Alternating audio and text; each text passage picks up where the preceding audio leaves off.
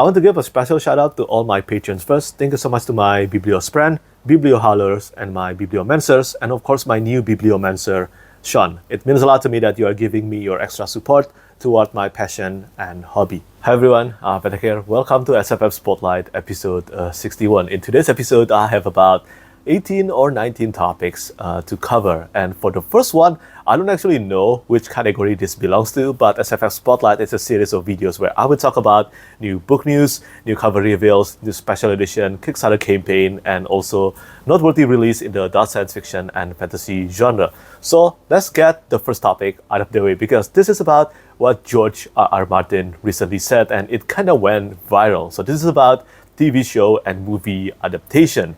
He basically said something along the line that 99.9% of TV adaptation from the books always ends up being worse. And this is what he said in the article. And I do think that some of what he's saying is being misconstrued by a lot of articles and other people. But this is what he said. Everywhere you look, there are more screenwriters and producers eager to take great stories and make them their own. It does not seem to matter whether the source material was written by Staehle, Charles Dickens, Ian Fleming, Roald Dahl, Ursula K. Le Guin, J.R.R. Tolkien, Mark Twain, Raymond Chandler, Jane Austen, or, well, anyone. No matter how major a writer it is, no matter how great the book, there always seems to be someone on hand who thinks he can do better, eager to take the story and improve on it. The book is the book, the film is the film, they will tell you. As if they were saying something profound. Then they make the story their own. They never make it better though. 999 times out of 1,000, they make it worse. Once in a while though, we do get a really good adaptation of a really good book. And when that happens, it deserves applause. I came across one of those instances recently when I binged the new FX version of Shogun. At the end, George Martin mentioned both old and new screenwriters did honor to the source material and gave us terrific adaptations, resisting the impulse to make it their own. But don't take my word for it, watch it yourself. So this is something a bit confusing for me. I mean, I get it. Shogun is amazing. I have watched the TV show adaptation, the recent one, and it is absolutely incredible in my opinion. It stays quite true, well, mostly true to the novel that I have read anyway, and I do think that it is even better than the novel based on everything that I have read so far. But whether George Martin don't know about this or something else, well, they are making season 2 or season 3 of Shogun. Well, they are making it their own now. It is something that is not in the books. The book is finished. They have adapted everything from the book and they are making the story in season 2 and season 3 their own. So Shogun, basically, it is doing what George Martin is against. And I get it, but I think 999 times out of 1,000 is it's too much of a statistic. I don't think it's that bad. I do dislike the Rings of Power and then the Wheel of Time adaptation. I'm not a fan of those two, and we have seen a lot of adaptations failing miserably, such as The Witcher. But at the same time, there are plenty of great adaptations as well. And I think, as George Martin said, those needs to be recognized. But yeah, there are plenty of articles that did not mention that George Martin said good things about Shogun. And I think that is not fair. We have to mention everything that George Martin mentioned in the article. But I'm curious to hear what you think about this. Do you think he's absolutely right? Or do you think do you think that the statistic is a bit overblown from him? I get it though, he's exaggerating. But at the same time, I don't think the statistic is that bad. That's my personal opinion anyway. But now, let's really talk about books. And for the first one, let's talk about a new book from Joe Abercrombie coming in May 2025. This is The Devils. This is easily one of my most anticipated books of 2025. And we finally have the cover reveal. Both US and the UK cover art, both of them are designed and illustrated by Will Staehle. Personally speaking, I like the UK cover art more, but if I have to be honest, I'm not a fan of both cover art. I expected more out of Joe Abercrombie's cover art, such as the Edge of Madness trilogy, the US edition by Sam Weber. I think they all look gorgeous, and I expected something like that. Unfortunately, we didn't get it in The Devils. But I do believe that there will be a lot of special edition coming for Joe Abercrombie in the future for the Devils. But anyway, this is the premise of the book, and it goes without saying that I'm super excited to read this one. Europe stares into the abyss. Plague and famine stalk the land. Monsters lurk in every shadow, and greedy princes care for nothing but their own ambitions. Only one thing is certain. The elves will come again, and they will eat everyone. Sometimes the darkest paths lead toward the light, paths on which the righteous will not dare to tread. And so, buried beneath the sacred splendor of the celestial palace is the secret chapel of the Holy Expediency. For its congregation of convicted monsters, there are no sins that have not been committed, no lands that will not be crossed, and no mission that cannot be turned into a disastrous bloodbath. Now, the helpless brother Diaz must somehow bind the worst of the worst to a higher cause, to put a thief on the throne of Troy, and unite the sundered church against the coming apocalypse. When you're headed through hell, you need the devils on your side. So yeah, that sounds amazing. It seems like this will be a blend of historical fiction and also epic fantasy. And yeah, I will definitely read and review this one as soon as I have an advanced reading copy. And well, let me know whether you are excited about the Devils or not. But I'm a huge fan of The First Law World by Joe Abercrombie. And as I said, I cannot wait to read The Devils. But moving on to the next one, we still have 3 more new book news plus cover reveals to spotlight. The first one is for a science fantasy novella from Jiang. The book is titled Palace Near the Wind. The cover art is done by Natasha Mackenzie, and supposedly, the book will be about a palace made of bones, about family secrets and origins, and it will contain windwalkers and water shifters. I haven't read anything by Ai yet, but Ai, her short story and novellas always receive great recognitions from readers, such as I Am I or I Am AI, but it is the same meaning, I think, in this book, and also Ling Hun or Ling Jun. But yeah, I look forward to reading those two, plus Palace Near the Wind. I think the cover art looks beautiful, and I love reading Asian-inspired epic fantasy. Even though this is a novella, there's always a chance that this novella become something incredible as well. But moving on to the next one, this is for In the Shadow of Kings by Philip C. Quaintrell. This is the second book in a Time of Dragon series, and the cover art is, as always, illustrated by Chris McGrath. I haven't read this series yet. I have read the entire Echo Saga series. It is a great series that pays a homage to classic epic fantasy, but I haven't read A Time of Dragons yet. But I think this one should be more epic compared to the Echo Saga, which sounds crazy because Echo Saga is quite epic in scale already. But yeah, A Time of Dragons take place about thousands of years before the events of the Echo Saga. So you don't have to read the Echo Saga to read A Time of Dragons. And I believe there will be an indie endless edition from the Broken Binding for In the Shadow of Kings as well, just like for the first book, Once There Were Heroes. If you have read Once There Were Heroes, let me know what you think about it. Do you think it's better than Rise of the Ranger or the Echo Saga? And moving on after that, we have The Legion of the Lost by Joe Lee. The cover art, once again, just like the previous 2 books in the trilogy, is illustrated by Felix Ortiz and designed by Shawn T. I think this is the best cover art of the entire trilogy, but again, just like A Time of Dragons, I haven't started reading this series yet. If you have read it, again, let me know what you think about it, but the third and the final book is coming really soon. And the same goes for the third and the final book in Miss Percy series, Miss Percy or Dragon. I keep on forgetting the series name for this one. But yeah, for the Miss Percy series, a cozy fantasy series by Quenby Olson. The cover art has been revealed, and this will be the final book in the trilogy. This series has received a lot of great praises from people who love reading cozy fantasy series. And I do like reading cozy fantasy sometimes, so whenever I'm in the right mood, I will definitely make sure to remember the Miss Percy series by Quenby Olson. But now, let's move on to talk about special editions and limited editions. Let's start from a limited art print first, from Micah Epstein. This is for the Words of Radiance interior illustration by Micah that will appear in Words of Radiance Leatherbound edition published by Dragon Steel. But I absolutely love this artwork from Micah Epstein. I have talked about this in several episodes of my SFF Spotlight, but Micah is surely one of the greatest artists in fantasy and sci-fi, in my opinion. And this depiction of this scene inside Words of Radiance in the chasm with Kaladin and Shallan It is one of the most beautiful depiction, maybe the most beautiful depiction of the scene that I have ever seen.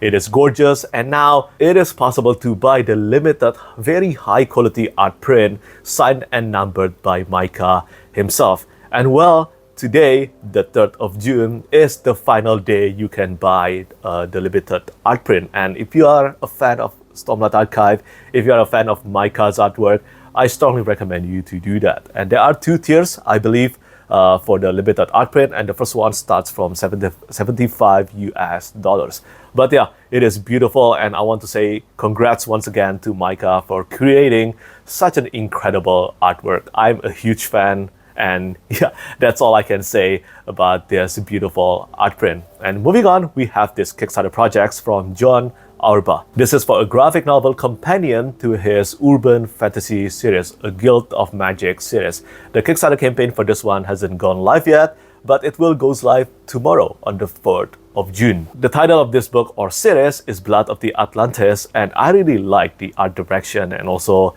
the graphic novel artwork here. I don't usually read graphic novels though. Honestly, I tend to read manga because even though they are supposed to be, well, they are sequential artwork format, but at the same time, reading manga and graphic novel is different. Usually, manga contain a lot of movement compared to graphic novels from my perspective, and I tend to enjoy reading manga more. But I will keep an eye out on this Blood of the Atlantis because I do think Guild of the Magic for an urban fantasy has a lot of great premise, and I look forward to reading that series too someday. But yeah, the Kickstarter for this one will go live on the 4th of June or tomorrow if you are watching this on the 3rd of June. But moving on, let's talk about special and limited editions. The first one is for Abhorsen by Garth Nix, the 3rd book in the Old Kingdom series, and this one is published by Daphne Press. I think this will be a fine press edition. I don't own anything by Daphne Press, but just like the first 2 books, Sabriel and I think Lirael, yeah, the cover to this one is illustrated by the amazing Tommy Arnold, one of the best artists when it comes to a matter of creating characters in fantasy. But as I said, I don't own anything from Daphne Press yet, so I cannot tell you about the quality, the overall quality of the book. But this one, the general sale will take place on the 4th of July, and there will be colored and papers as well. I don't think there will be any interior artwork beside the colored and papers though, but again, I could be wrong. If you own a Daphne Press edition of Sabriel or Lirael, let me know. Do you think the price is worth the money, or do you think the price is too expensive for this fine press edition? But now, for the remaining special edition, I will talk about the broken binding stuff. There are plenty of great updates here, such as Malazan. Yes, for those of you who keep on asking me about this, the details of the Malazan sales for the broken binding edition is out now. I will leave the link to the pre-order sales details in the description down below. But this is the artwork from Jeff Brown for the back and paper of Death House Gates, and also Memories of Ice for Death House Gates. This one, again, illustrated by Jeff Brown. This is for The Unwelcome. The art direction is again by me. I had a great time giving the art brief for this one to Jeff Brown. Jeff Brown said that he wanted to draw a dragon for Malazan series, and so I gave him one and told him to go really wild with the art composition and all that. I think the result definitely got what I wanted. Let me know what you think about this illustration though. And of course, for the last one, this is Coral. Yeah, this is the back and paper of Memories of Ice, again by Jeff Brown. All the fully colored artwork for Malazan, the first 3 books published by The Broken Binding, have all been revealed, and I had a great time working on this edition very much, and the overall very positive reception really made me happy. I learned a lot as well, and yeah, for the details, again, as I said, you can check the link in the description down below, but if you are too lazy, make sure to mark this date, the 26th of July up to the 29th of July. If you are subscribed to The Broken Binding, pay attention to 26th of July and also 27th. But if you are not subscribed to The Broken Binding, pay attention to 28th and 29th of July. 28th is for those of you who filled the interest form. Make sure to do that if you haven't done it yet, and the 29th will be for general sale. There will be a lot of copies, there will be a lot of sets for this one.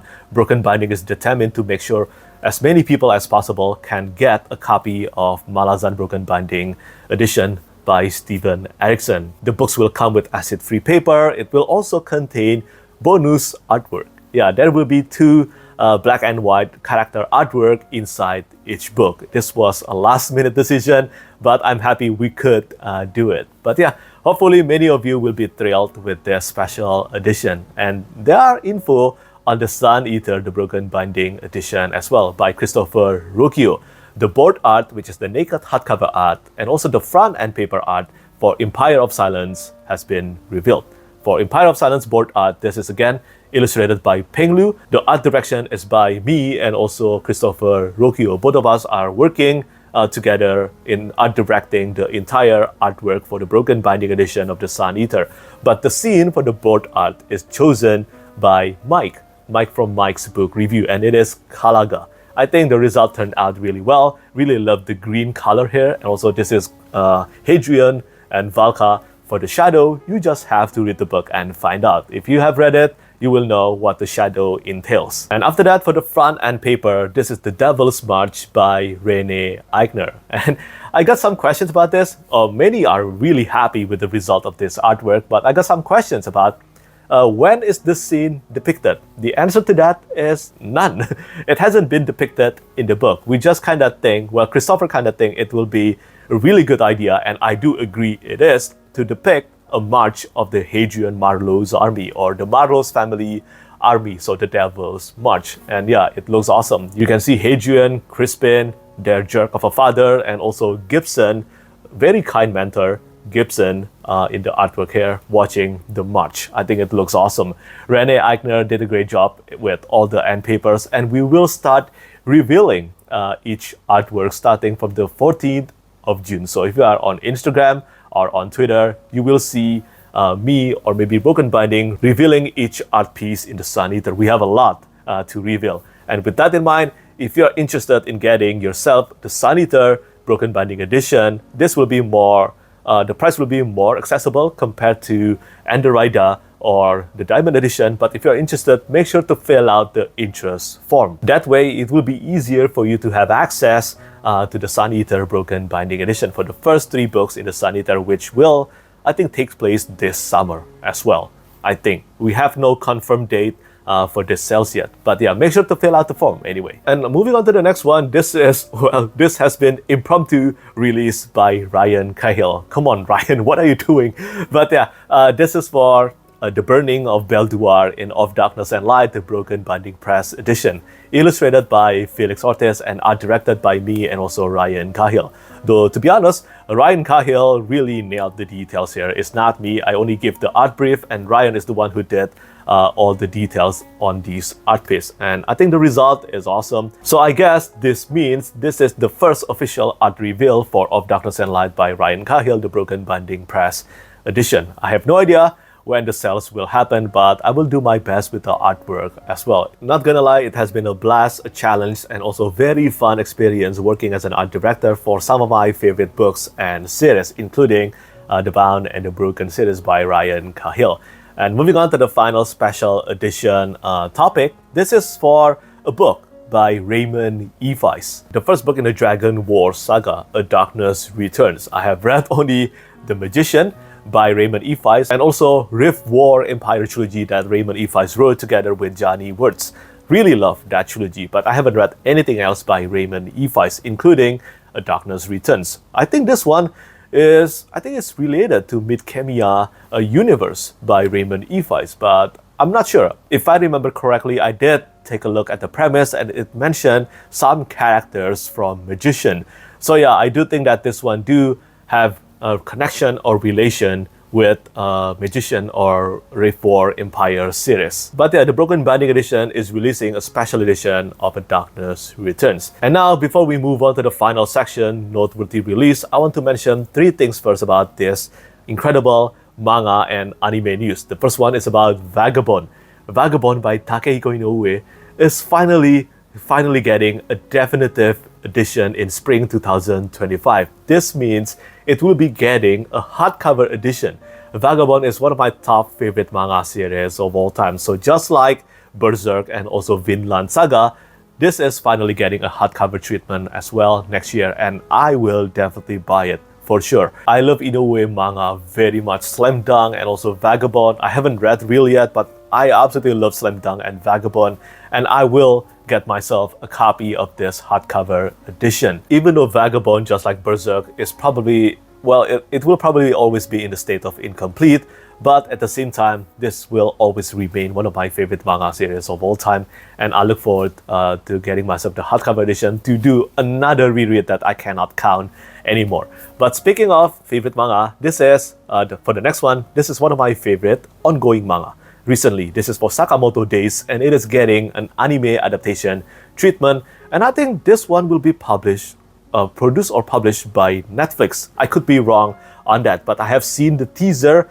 The teaser so far, of course, stay very well true to the manga. But if you like John Wick and you want a more over-the-top version of it, this is the series for you. The actions is amazing in Sakamoto Days, and I love this series. I look forward to doing a second read of this manga series already, but I think I will wait until the anime adaptation first. In the meantime, I will just read all the newest chapters in Sakamoto Days. But if you haven't read it and you like something on the premise of John Wick, definitely read or watch Sakamoto Days. And finally, for the last news, before I talk about noteworthy release, this is just to mention that Elden Ring Shadow of the Erdtree, the DLC, just received a new story trailer, and it's awesome.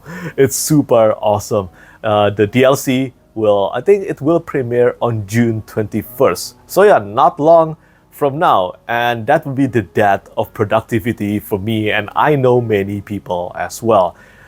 Elden Ring is one of my favorite games of all time. From Software games is really a blessing to gaming industry, in my opinion, and I cannot wait to go back playing Elden Ring again. Very much excited for this. If you are a fan of Elden Ring, let me know what you think about the trailer for the Shadow of the Erdtree. And now moving on to the last section of SFF Spotlight, time to talk about 3 new noteworthy releases.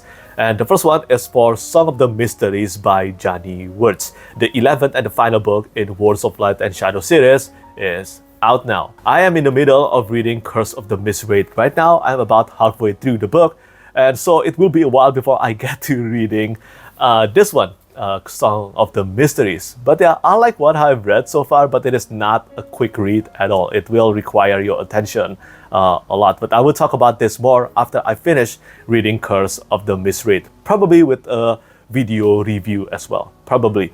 But anyway, Song of the Mysteries is out now. You can now enjoy the conclusion to this 50 years in the making series. Congratulations to Johnny Wirtz for this incredible lifetime achievement.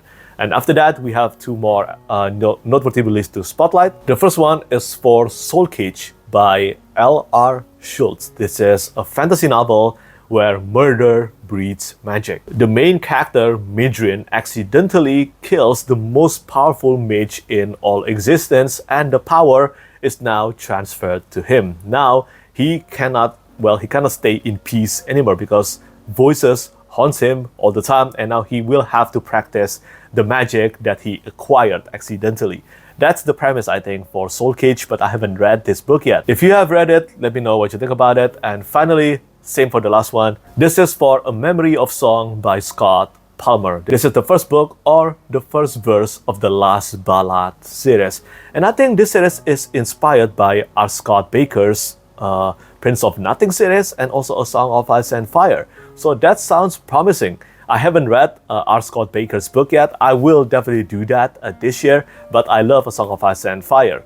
So yeah, I look forward to reading A Memory of Song someday. But yeah, if you are interested, make sure to check this one out. This book is out now. And yeah, that's all. That's all the news in today's episode of SFF Spotlight. That's about 19 news, and do let me know what you think about each news that I spotlighted today. And of course, as always, thank you so much for watching, and thank you for your support. Bye-bye. Lastly, I want to say thank you so much once again to all my patrons who keep on supporting me.